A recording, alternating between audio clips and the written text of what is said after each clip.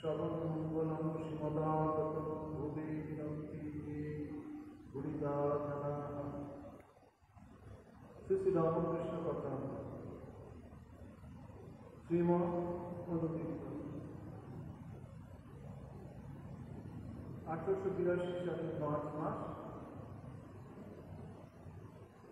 বেশ কয়েকবার মাস্টারমশাই ঠাকুরের কাছে এসেছেন। তার খুব ভালো লাগছে, ঠাকুরকে ছেড়ে ফেলতে পারছেন। শুধুই কি মাস্টারমশাই তা তো নয়, যারা আসছে তারাই অহেতুক কৃপা করুণা, তাদের মনে হচ্ছে ভগবানের কান্নানি। যত সময় যাচ্ছে তত মনে হচ্ছে যে আরো ঠাকুরের কাছে থাকি, তার কথা শুনি। আর এত গভীর ভালোবাসা সংসারী মানুষের কাছে তো পাওয়া যায় না। তারা নিজেরাই করছে, স্বামী বিবেকানন্দের রক্তদূত তিনি বলেছিলেন যে ঠাকুর হলেন ভালোবাসা প্রতিমূর্তি স্বরূপ। আমার বাড়িতে অনেকেই ছিলেন, কিন্তু এত ভালোবাসা জীবনে আর কারোর কাছে পাইনি। সুখে দুঃখে বিপদে সংকটে মানুষটির যে গভীর সমবেদনা ভালোবাসা পেয়েছি, তাকে ছাড়া আমার উপায় নেই। ঠাকুর গান গাইছে দক্ষিণেশ্বরের ছোট ঘাটটিতে, যেখানে ছাত্র ম্যাক্সিমাম হবে। আর সেই ঘর ছেড়ে শ্রীরামকৃষ্ণ কত দূর থেকে গত কয়েকদিন আগে দেখলাম, দাদা কাউকে দেখেছি, তার ডিরেক্টরের মধ্যেই ঘটেছে। দেখলাম শ্রীরামকৃষ্ণ ভাবধারায় মুক্ত হয়ে মুম্বাইতে খার বলে একটি জায়গায়, খার আছে আমি 5.5 একর জায়গা গভর্নমেন্টের পক্ষ থেকে দান করা হয়েছে, যতদূর চেয়েছে। ওখানে শ্রীরামকৃষ্ণ ভাবধারায় তারা করার জন্য অ্যাপিল করেছে। আমাদের শুধু আশ্রমকে বললেই তো হয় না, আমরা বেলুন মঠের অনুমতি ছাড়া কিছু করতে পারি। তা যে দিকটা পাঠিয়েছেন গভর্নমেন্ট থেকে, সেটি ঠাকুরকে দেখানো হচ্ছে, ঠাকুরের চরণে স্পর্শ করা হচ্ছে, ঠাকুরের আশীর্বাদ প্রার্থনা করা হচ্ছে। আজকে আবার শুনলাম একটি স্কুল বহুদিন ধরে যারা চেষ্টা করছে, ডেডিকেটেড লোকের তো আজকে বড় অভাব হয়ে পড়েছে। সেখানে স্বামী বিবেকানন্দ বলতেন, মানুষ মানুষ মানুষ দেখতে হবে, সব হয়ে যাবে, মানুষ চাই, শক্তিমান মানুষ, বুদ্ধিমান মানুষ। তা বেলুমঠে তারা গেছিল, ওদিক থেকে এসে বেলুমঠকে অ্যাপিল করেছে স্কুলের জন্য। হয়তো সিদ্ধান্ত হলে হতে পারে। যে আমেরিকায় স্বামীজিকে সহজে সুযোগ দেওয়া হয়নি, সুযোগ দেওয়ার পরেও তাকে হত্যা করবার জন্য নানা রকম অভিযোগ নিয়ে কপিতে ঘুষ দেওয়া, তাকে নানাভাবে লাঞ্ছনা করা ইত্যাদি। তা সত্ত্বেও আজ দেখা যাচ্ছে তাদের চার্চ বন্ধ হয়ে যাচ্ছে। সেই চার্চে জেসাস ক্রাইস্টের জায়গায় শ্রীরামকৃষ্ণের সমাধি মূর্তি 1886 খ্রিস্টাব্দে 1 জানুয়ারিতে কল্পতরু হয়েছিলেন। সেই মূর্তি ডব্বা মূর্তি বসছে, ভক্তেরা সব সেখানে উপস্থিত হচ্ছে। এই যে সন্ধ্যার সময় আমরা গান করলাম, পাঠানো ভগবান, এসবের সঙ্গে সঙ্গে অন্যান্য কিছু হচ্ছে। তাহলে কি আমরা খ্রিস্টভক্ত থেকে সরে এসেছি? না। এই তো কদিন আগে এখানকার লেফটেন্যান্ট গভর্নর তিনি একটি আমন্ত্রণ পাঠিয়েছেন আমাদের, আরো সব অর্গানাইজেশনকে পাঠিয়েছিলেন 15 আগস্টকে কেন্দ্র করে। তো আমি দুজন চার্চের ফাদারকে নিমন্ত্রণ করব আমাদের দুর্গাপুরে আসার। আমরা চার্চে যাই, আমরা জগন্নাথ মন্দিরে যাই, আমরা সব ধর্ম অনুষ্ঠান করি। কেউ শ্রীরামকৃষ্ণের ঠিক ভাবে এসেছিলেন শ্রীমা সারদা দেবী, স্বামী বিবেকানন্দ। হাওড়ায় নবগোপাল মহাশয় বাড়িতে ঠাকুরের ঘর উদ্বোধনের সময় স্বামী বিবেকানন্দের মুখ থেকে প্রথম বেরিয়েছিল সান্তপ্রায় ধর্মস্য সর্বধর্ম স্বরূপিণী অবতার বরিষ্ঠায় রামকৃষ্ণায়। এই সেই ভাবনা। তো ঠাকুর গান গাইছেন, একটু মিষ্টি গলা। সীমা বলছেন, মামা কতজনের তো গান শুনি, কিন্তু ঠাকুরের মতো আর গান শুনতে পাই না। তিনি তো দেশে নয়,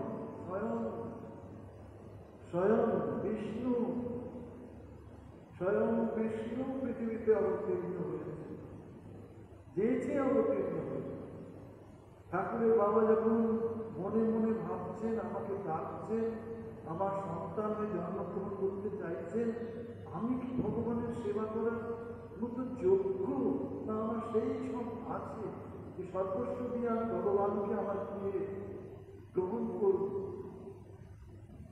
ঠাকুরের পিতাকে তিনি সান্ত্বনা দিয়ে বলছেন, ওসব কিছু ভেব না, আমার সেবায় তোমার কোনো দোষ হবে না। যেমন ভাবে আমাকে সেবা করবে, আমি ঠিক তেমন ভাবেই সেবা গ্রহণ করব।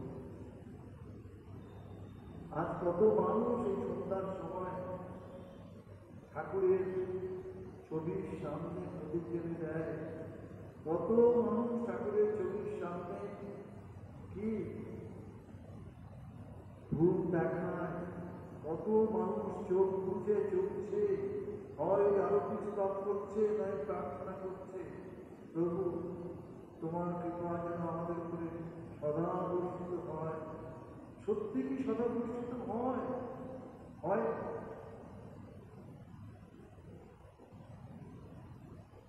ঠাকুরের ছবি একজন বিদেশি, তিনি তো শব্দে দর্শন পেয়েছেন। তিনি সেই ছবিকে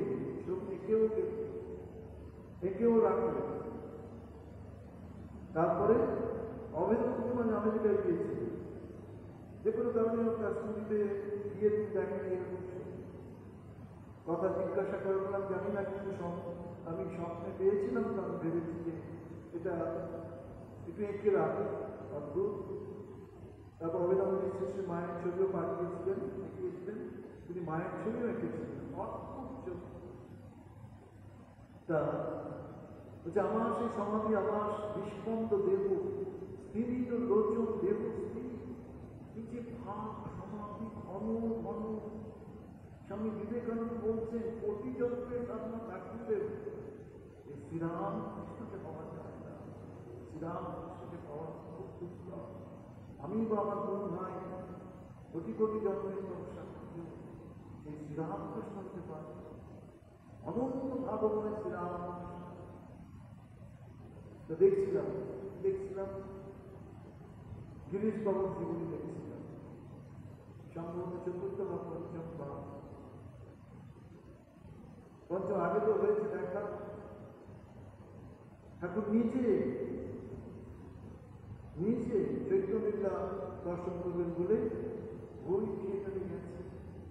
ওই থিয়েটারে যাকে স্পর্শ করবে তার কি কষ্ট হতো, কি অসহ্য যন্ত্রণা হতো, সব চলছে মানুষের কল্যাণের জন্য, মানুষের মুক্তির জন্য তিনি তাদের স্পর্শ গ্রহণ করেছিলেন। বাবু বললে বলে আয়, তোদের সকলের কাছে আজকে তিনি চলে এসেছেন। যেটা বলছিলাম, প্রথম দেখা ঠাকুর গিরিশবাবুকে প্রণাম করেছিলেন। গিরিশবাবু প্রণাম করেছে। এইরকম প্রণাম চলতেই থাকে সবসময়। শ্রীরামকৃষ্ণ প্লাস মানে একটা বেশি। তো যেটা বলার ইচ্ছা সেটা হলো এরাও সাধারণ মানুষ নয়, এরাও ঠাকুরের ভাব ছড়াবার জন্য পৃথিবীতে আসে। কথাটা হলো রাম অবতারে ধনুর্বাণ নিয়ে তুমি যুদ্ধ জয় করেছে, পৃথিবী জয়। কৃষ্ণ অবতারে তুমি বাঁশি নিয়ে পৃথিবী জয়।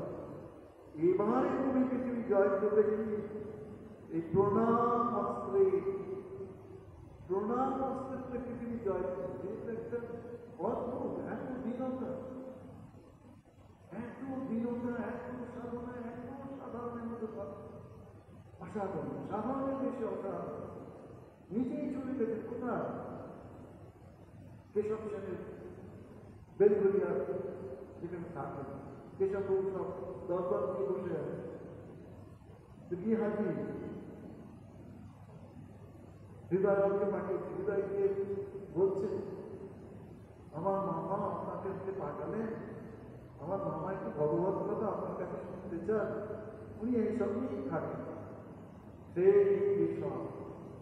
সেই কেশব ঠাকুরের কাছে আসলেন। দুজনের মধ্যে এমন সম্পর্ক তৈরি হলো, একে অপরকে ছেড়ে থাকতে পারে না। এই কেশব ইন্ডিয়ান লিডার বা আরো সব পত্রপত্রিকায় ঠাকুরের কথা বলতে লিখতে থাকলেন। সেই করেই তো কত কত সব মানুষ ঠাকুরের ভক্ত হয়েছে। কোথায় ম্যাক্সমুলার পর্যন্ত বিদেশে, ইংল্যান্ডে, তিনি পর্যন্ত কেশবের বই পড়ে ঠাকুরের কথা জানতে পেরে ঠাকুরের বই পড়েছে। এই অল্প সময়ের মধ্যে এক একদিন অবতারে কত সময় লাগে। ভক্তেরা এই মাত্র এত হাসি খুশি করিতেছেন, এখন সকলেই এক দৃষ্টি হইয়া ঠাকুরের সেই অদ্ভুত অবস্থা নিরীক্ষণ করিতেছেন। কেন আমাদের ঠাকুরের প্রতি মন যাচ্ছে? দৈনন্দিন জীবনে আমাদের সুখ, শান্তি, আনন্দ চায়। আজ মানুষ ভগবানে বিশ্বাসী, আজ মানুষ ঈশ্বর ছাড়া থাকায় অশ্রদ্ধাপরায়ণ হয়ে যাচ্ছে, অশ্রদ্ধাপরায়ণ। সেই সব থেকে আমাদের জীবনকে আনন্দময় করে তোলার জন্য এই ঠাকুরের আগমন। প্রত্যেকটা ক্ষেত্রে প্রত্যেকেই যারা ঠাকুরের কাছে এসেছেন, কেউ নাট্যালয়ে, কেউ বিদ্যালয়ে, কেউ অন্যান্য সরকারি, সবাই বলছে আমি ঠাকুরের কাছে শিখেছি। সকলেই বলছে, গিরিশবাবু বলছেন নাটক লেখা ও তো ঠাকুরের কাছেই শেখা, অভিনয় সেও তো ঠাকুরের কাছেই শেখা। আমার এত অন্তর নর্তকী এমন নৃত্য কোনোদিন দেখি। আবার এই জিনিসের জন্য দেখুন ঠাকুরের কত ভালোবাসা করে দাঁড়িয়ে যাবে।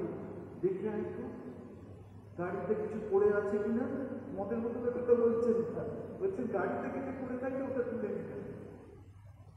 আমার খাবে তো খাব না, তবে বাবা, তবে খাবার আগে একটু ভগবানকে স্পর্শ করে, একটু ভগবানকে নিবেদন করে খাবে, তাহলে গিরিশবাবু বলছেন অদ্ভুত, পরে দেখছি খেতেই পাচ্ছি না। এইরকম মানুষের মধ্যে কি বলে পশুত্ব থেকে মনুষ্যত্ব থেকে দেবত্বে উন্নীত করা। 6 মাস 3 মাস ঠাকুরের স্পর্শ করছে, টোটাল লাইফটা ট্রান্সফরমেশন হয়েছে। দেখছিলাম সুরেন্দ্র বড় বড় বিশেষ সার্ভিস করেন, প্রচুর টাকা পান করেন। কলকাতা মানেই তো সব রকমই আছে, বধ সঙ্গে পড়ে কি বলে মাদক আসক্তি, আরো সব নানান দোষ, ঘোষিত ফিল্মে মনে শান্তি পান না, সুইসাইড করতে পর্যন্ত চেষ্টা করছেন। কোনোভাবে ঠাকুরের কৃপা পাবেন বলে হয়তো সেবার সাকসেস হননি। তো আশেপাশে যারা থাকেন রামবাবুটা বলে নিয়ে গিয়েছি ঠাকুরের কাছে গেছেন, ঠাকুরকে ওই কোনো গেছে এই পর্যন্ত, কিন্তু ঠাকুরের সঙ্গে যে কথোপকথন তাতে তিনি মুক্ত। আমি যে জায়গায় আসতে চাইছি সেটা এই যে ঠাকুরকে ভালোবেসে ঠাকুরও নিজেকে ছড়িয়ে দিয়েছেন। দক্ষিণেশ্বরের আরতির সময় সারাদিনই তার মায়ের কাছে প্রার্থনা, মা গো, সংসারী মানুষের সঙ্গে কথা বলতে বলতে মুখ ঝুলে গেছে, এতে কিছু হচ্ছে না, তুমি সত্য সত্য ভক্তদের নিয়ে এসো। বলছে আরতি ঘন্টা পড়ছে, তখন আমি মন্দিরে দাঁড়িয়ে বলে তোরা কে কোথায় আমি দাঁড়ায় তোদের না দেখে পাচ্ছে না। এই আদর স্বরে যখন মাতার কাছে নিবেদন করছে, এই যে দেখুন সুরেশবাবু প্রচুর টাকা মাইনা পায়, ঠাকুর বলেছেন আচ্ছা তুমি যখন বলছো তোমার বাড়িতে যাবো, তা ভক্তদের একটু আহ্বান করবো। ভক্তরা সব গেছেন, আষাঢ় মাস সন্ধ্যার সময় অনেক মানুষ অনেক রকম থাকে, তো সকলের মাঝে ঠাকুরকে তিনি বেশ কষ্টি মালা, গোড়ের মালা পরিয়ে দিয়েছে, ওই বেরি বাড়ি এরকম কিছু একটা হবে। তো ঠাকুরের কি মন হয়েছে, ঠাকুরের কাছে রেখে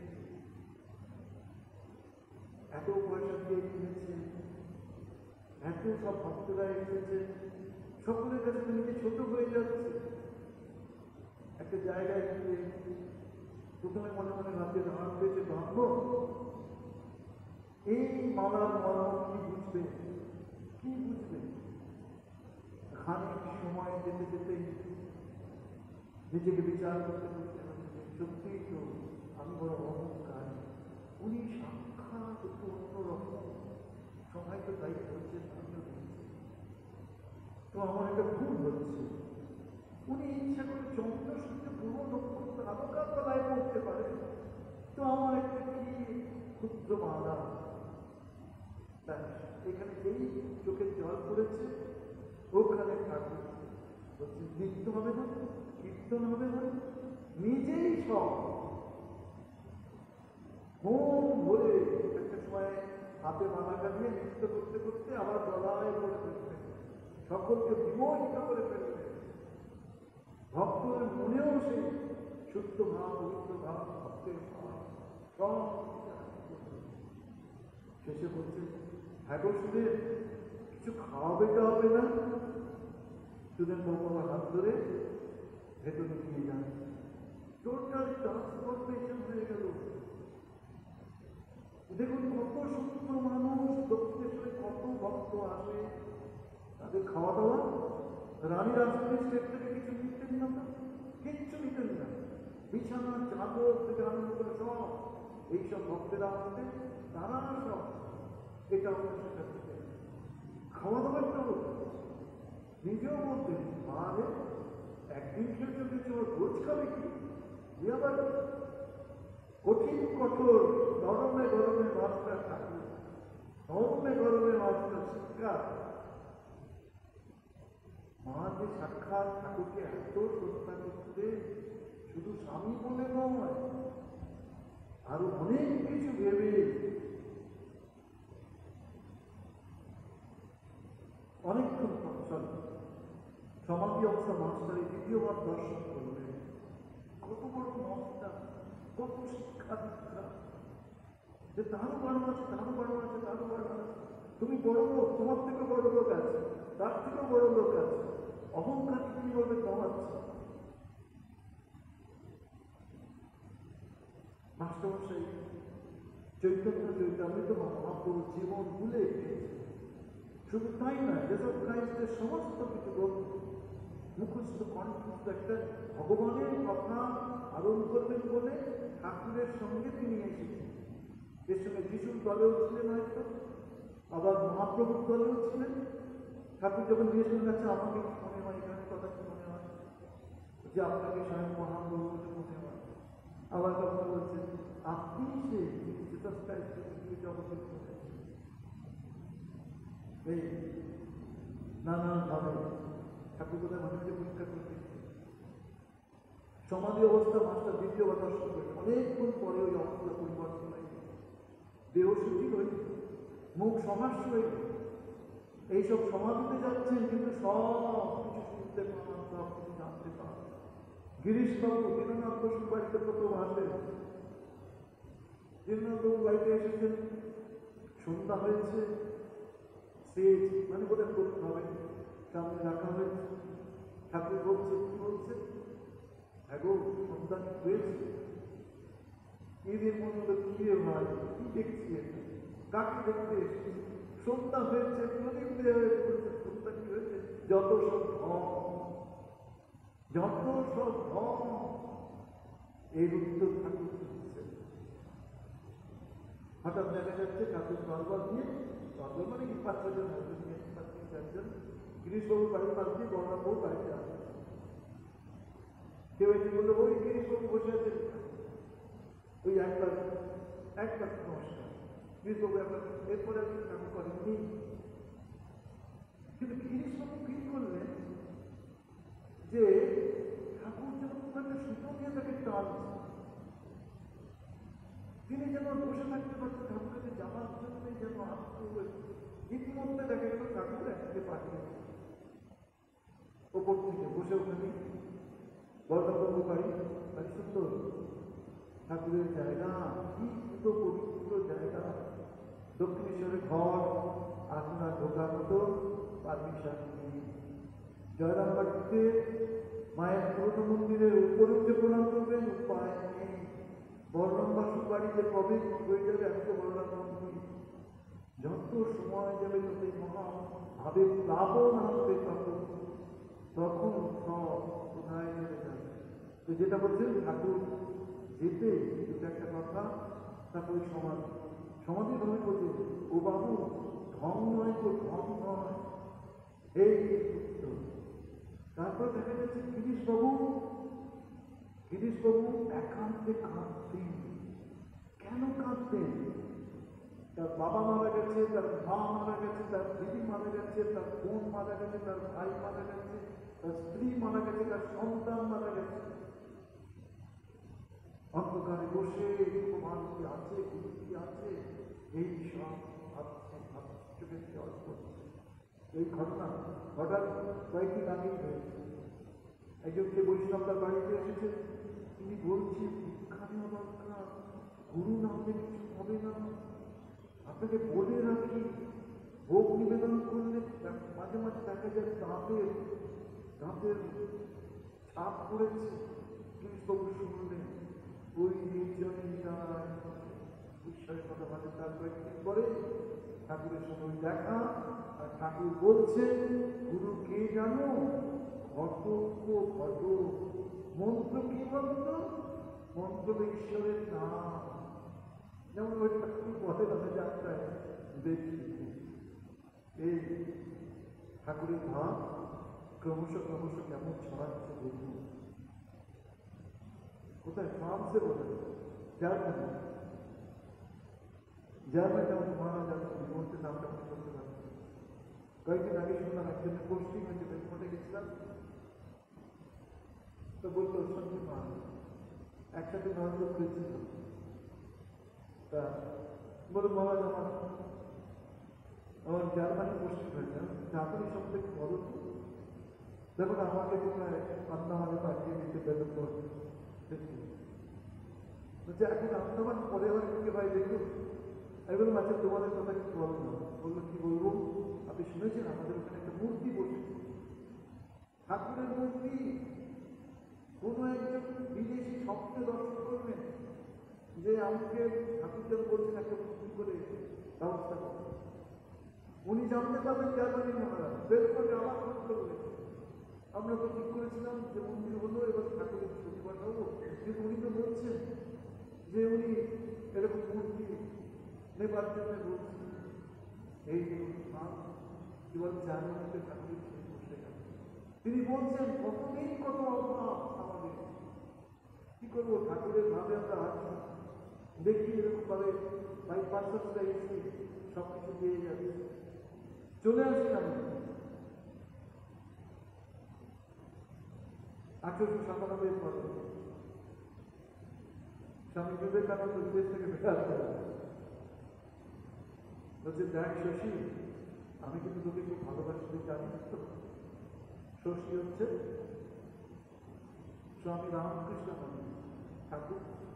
ঠাকুরের এই আমার খুব ইচ্ছা ছিল শশী স্বামীজি, কিন্তু শশীমা নিয়ে ফেলেছে, সেই জন্য আমি ভাবাই। বলে, দেখ শশী, তুই আমাকে খুব ভালোবাসিস, আমি কিন্তু একটা কথা বলবো, তোকে মানতে। তুমি আর কি কথা বলো? তোমার কথা বলতাম না মানি, ওটার নাম মানিনি। বলতে দেখ দক্ষিণ দেশে তোকে পাঠাবে, যে এত দূরে পাঠাবে আমাদের ক্ষেত্রে যখন বললেন এত দূরে যেতে হবে, কি আর করা যাবে। টাকা খেলাম, এখন শরীরটা দিল আমরা। তা বলছেন হ্যাঁ ওখানে দক্ষিণ দেশকে বললেন তোমার থেকে আমাদের থেকেও ঘোড়ার থেকেও ঘোড়া খুব ভালো একজন সাধুকে আমরা পাঠাচ্ছি, আমি পাঠাচ্ছি, তোমরা পেয়ে দেখবে, তোমরা দেখবে ধন্য হবে, তোমরা সত্যিই তাই।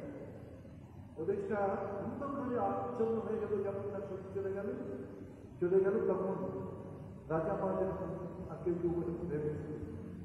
তাই যেটা বলছিলাম সেটা হলো কি আপ্রাণ চেষ্টা করেছে একটা মানুষ, এদের ওই অল্প বয়সে ওখানে শরীর চলে গেছে, খেতে পারে না, করতে পারে না, জল কারো হয়েছে, বাইরে থেকে এসেছে কোনোভাবে গাড়ি চাকা সিস্টেম পাওয়া যায় কিনা, ফিরে এসে দেখছে ঠাকুরের ভান্ডারে কিচ্ছু নেই। ঠাকুর ঘরে বলছেন যে দেখো আর সব কিছুই ঢুকে, এই আমি যাবো সমুদ্র সৈকত, সেই বিচে গিয়ে বালি নিয়ে আসবো, সেই বালি নিয়ে এসে তোমাকে ভোগ দেবো, আর ভেবো না তোমাকে ভোগ দিচ্ছি বলে সেই বালিটা শুধু তোমাকেই খাওয়াবো, আমরাও খাবো, আমিও খাবো। বুঝলে এই করতে করতে হঠাৎ দরজায় রাখি একজন, তার কি মনে হয়েছে যে ভোগের জন্য যাহা যা দরকার সব নিয়ে হাজির। বলছে যে ঠাকুর উৎসব করবে, ঠাকুরের উৎসবের একটা অঙ্গ দরিদ্র নারায়ণের খাবার সেবা করে। কি ভেবে ঠাকুর নিজেও খাওয়াতে, স্বামীজিও পছন্দ করতে, দে ঢেলে দে, ঢাল কি ঢাল, সীমায় একটু শেষ নেই। তা বলছেন যে এইরকম ভাবে ভোগ নিবেদনের দেখা গেল খিলি নাই করবেন, সেটা যেটা বলছে গভীর কিন্তু দেখা যাচ্ছে পায়ে ফেলছে, মনের বেদনা ঠাকুরকে দেওয়া যাবে মাত্র যে কয়েকদিনের মধ্যে তোমার সব কিছুই তো ব্যবস্থা নেই, কি ব্যবস্থা করবো, তুমি তো কৃপা না করো। ভক্তরা এসে সেই ব্যবস্থা করে। আজও দেখুন মায়েরা করে যাবেন, এই তো বোধহয় 2000-এর কাছাকাছি সময় একটা বরাদ্দ করেছিলাম, স্বামী সর্বদানন্দকে একদিন থেকে বললেন, তখন ওখানে আমি প্রশ্ন কলেজে ছিলেন, আমরা ছিলাম, ওই সুশান্ত সাউথ ইন্ডিয়া যাবেন, ম্যাড্রাস মহান উদ্বোধন হবে ঠাকুরের মন্ত্রী, আপনি এবং আপনার মুক্তি করলে মহাত্মা থেকে যাও, বিশাল সমাবেশ, কত কত ভক্ত আসছে, ভাব সেই ভাব নিয়ে আমি বলতে সবগুলো চলে আসে। এর সামনে স্বামী সর্বানন্দের কথা বলি। স্বামী সর্বানন্দজি মহারাজ কেদার বদলি ওই পথে তীর্থযাত্রা করছে, ক্রমশ কখনো পাহাড়ে উঠছে, কখনো পাহাড় থেকে দেখছেন এক মহিলা পেছনে আসছেন, তার হাতে জোশি নেই, কত কষ্ট করেছে নামছে, আরে যে কোনো মুহূর্তে পড়ে যাবে। পরবর্তী সাধুলতা এদের ধর্ম সম্বন্ধে মানুষের সেই ভাবটাই জানাতে হবে। ধর্ম শুধু মন্দিরে যাওয়ার মন্দিরে নয়, মন্দিরে যাওয়ার মন্দিরে নয়, চারটে গেলে ধর্ম নয়, নিজের রূপান্তর সাধনটা দরকার। আসতে একটু কথা বলবো তো বলছেন যে নেমে আসলাম, 3 জন ছিলাম আমরা, পড়েও গেলাম যে নির্জনকে এইরকম ভাবে পাশ করতে গিয়ে পড়ে গেলাম জলে, যা যেভাবে সেভ করবো।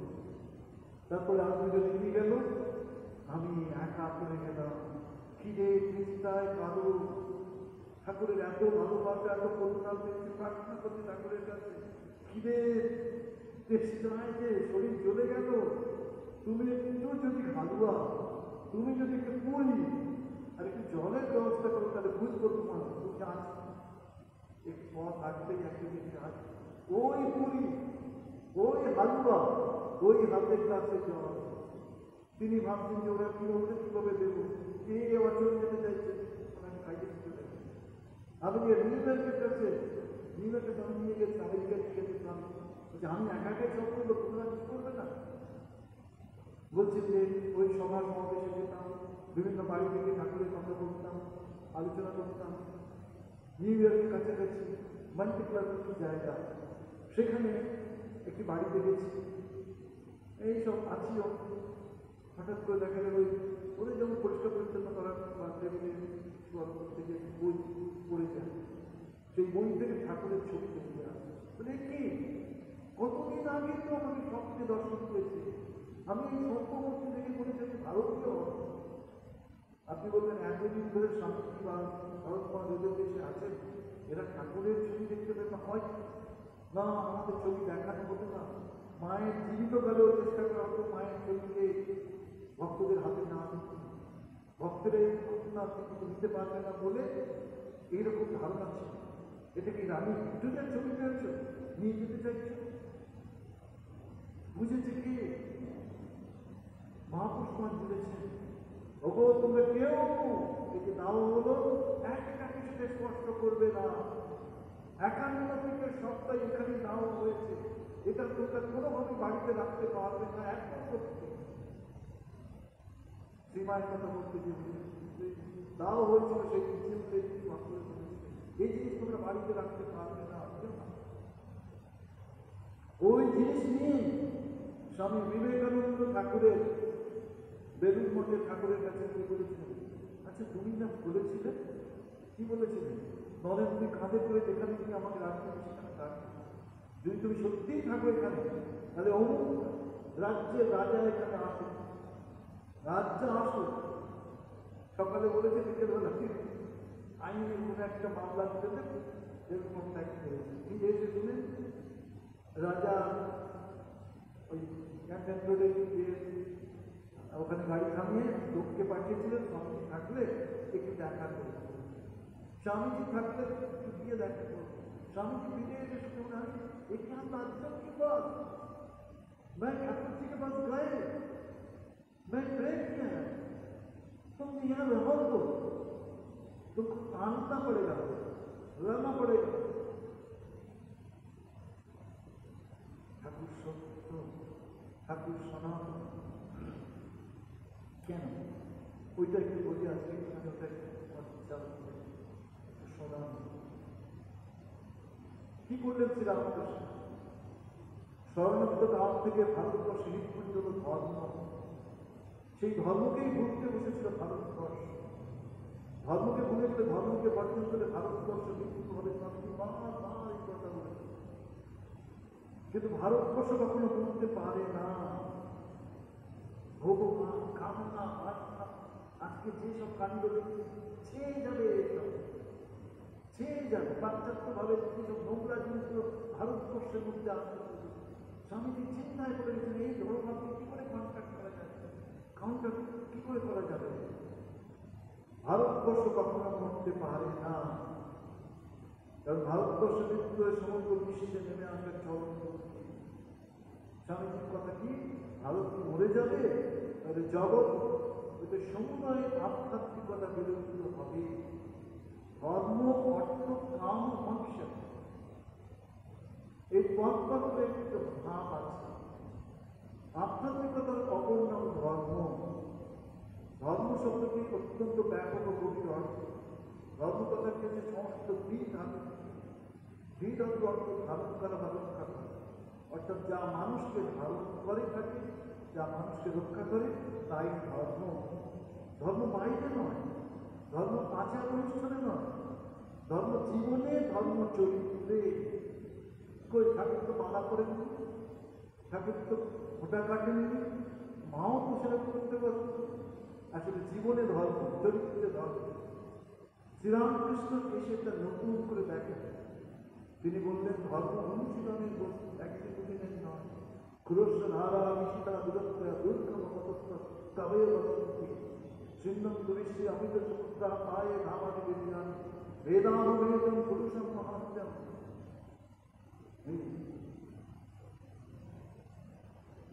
ধর্ম অনুভূতির বিষয়, ধর্ম উপলব্ধি, উপলব্ধি চাই, অনুভূতি চাই।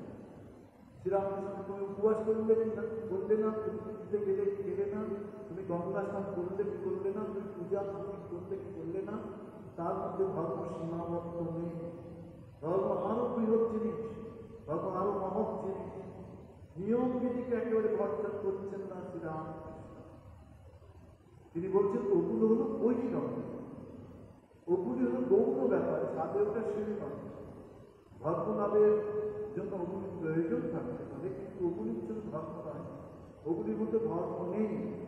ফল থেকেই আমরা গাছকে মর্যাদা দিই। যদি স্মৃতি নির্দিষ্ট নিয়ম বিধি পালন করে যদি উদার হয়, প্রেমিক হয়, পবিত্র হয়, সত্যনিষ্ঠ হয়, বস্তু আচরণ হয়, সেটাই হচ্ছে ধর্ম। জিতেন্দ্রী হয়, তাহলে নিয়ম বিধি পালনের সার্থকতা। আসল কথা হলো হওয়া। শ্রীরামকৃষ্ণ ওই জন্যই বলেছে কি মানুষ,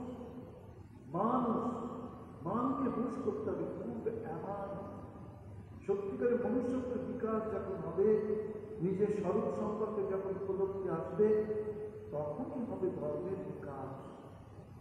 নিজের স্বরূপ সম্পর্কে সত্যিকারের মনুষ্যত্বের বিকাশ সেখানে মানুষ ঐশ্বরের মধ্যে আর কোনো ভেদাভেদ থাকে না। শ্রীরামকৃষ্ণ বলছেন ধর্ম মানুষকে মানুষ করে, মানুষকে ঈশ্বরে পরিণত করে। ইমপ্লিমেন্টেশন শ্রীরামকৃষ্ণ যেভাবে দেখি, অনেকেই আমাদের বন্ধু বলছি এই মিছিলে আপনারা আসে না, এই দিকে আসেন না, আসলে শ্রীরামকৃষ্ণ সর্বধর্ম সমন্বয় করেছে।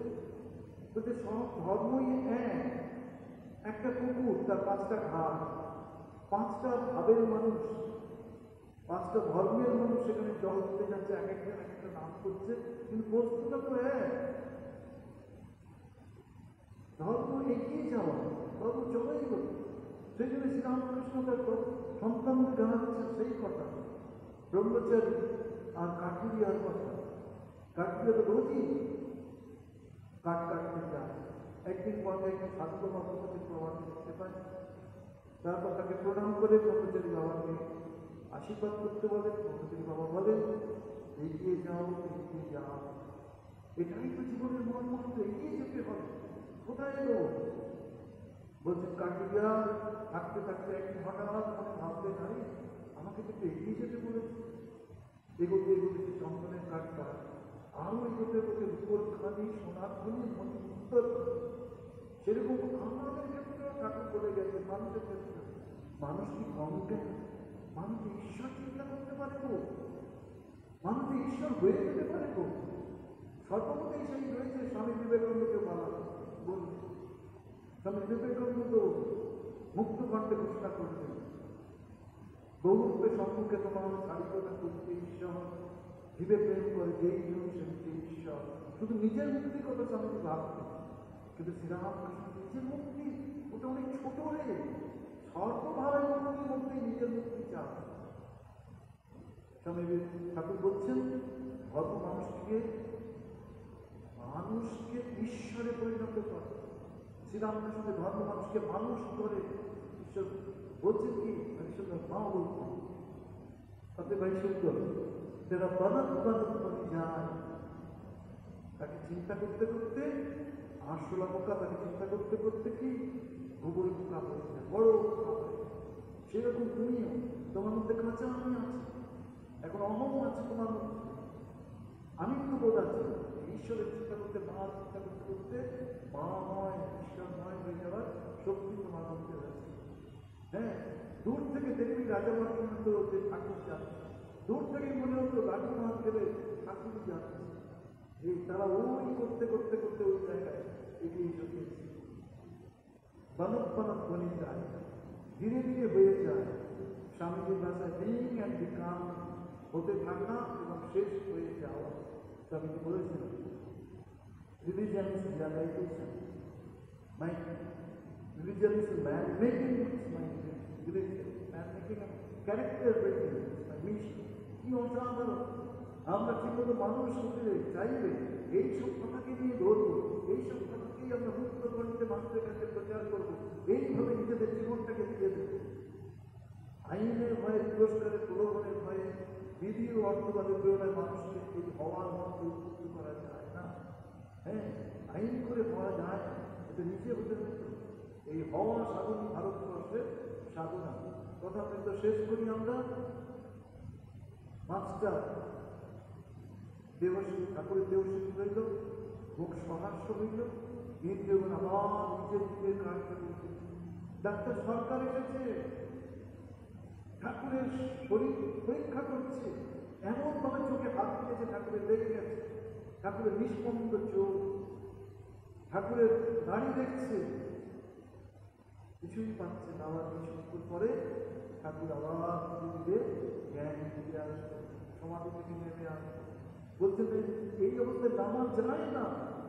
এই ভগবান বলেই তিনি পৃথিবীতে নেমে আসতে পেরেছে আমাদের সঙ্গ দেবার জন্য।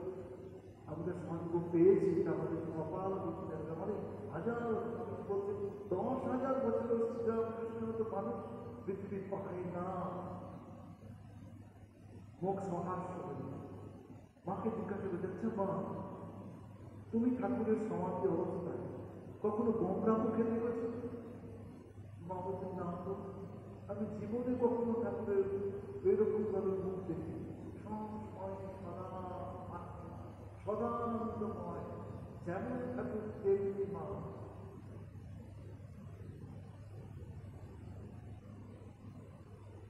ইন্দ্রিয়গণ আবার নিজের কার্য করতেছে, চক্ষের প্রক্রিয়া আনন্দ বিসর্জন করতে করতে ঠাকুর রাম রাম এই নাম উচ্চারণ করছে।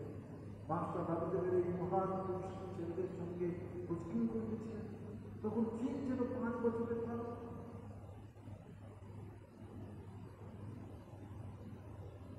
আজ ঠাকুরের কথা বলতে কত ভাষায় অনুষ্ঠিত হয়েছে। আমি খুব দুঃখিত, আমি ভালো হিন্দি জানি না, হিন্দি বই এখন কিছু পড়ে উঠতে পারিনি, এবং খুব তাড়াতাড়ি আমার খুব ইচ্ছা যে আমি বাংলা ছেড়ে হিন্দিতে একটু আলোচনা করি। ঠাকুরকে কৃপা করতে আস্তে আস্তে নিয়ে যাওয়া যাবে। আজকে আমাদের প্রার্থনা এখানে শেষ করি। সকলকে ধন্যবাদ, সকলের শুভেচ্ছা, নমস্কার জানাচ্ছি। ঠাকুর আমাদের সকলকে আশীর্বাদ করুন। এখানে যাবেন ওই নিরঞ্জনম রূপম ভক্তার বিশাবতরম পরমেশ্বর ওম শান্তি শান্তি। শ্রীরাম